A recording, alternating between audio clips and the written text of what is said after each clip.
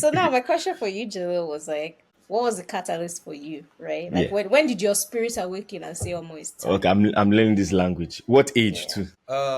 My catalyst was music. My affinity for Yoruba music on my own started maybe in like junior high school, Mm, right? Like later junior high school, sometime like eighth, ninth grade. I fell in love on my own with the music that my dad raised us on. So mm. when I was around like 14, 15, I started to fall in love with Ebenezer Obey songs, Sunny Adé songs, and like, Do you know what I'm imagining right now?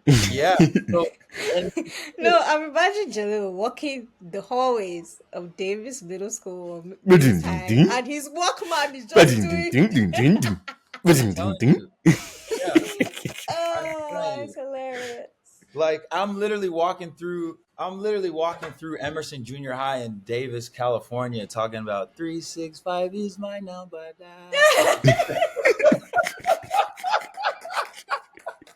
Like, but there was something about it where, like, at that time in my life, it started to resonate with me, and it wasn't just like one of those things that, like, all right, my dad's cutting on the music. Like, it was like not like I wanted to listen to. I was burning CDs back in the Hmm. day with like a mix of my own, and I would play like certain tapes over or whatever CDs over and over and over and over and over. I would listen to them on the way to soccer practices and games and stuff too, and of course, because it was music, the melody of Yoruba always caught my ear. Like when I was really young and I couldn't understand anything that people were saying, like I just liked the melody of it. Like Hmm. it just has like so much of this, like, and Mm-hmm. it was so cool that like I would take a long Yoruba song or a song with like a lot of lyrics. Like if you go into like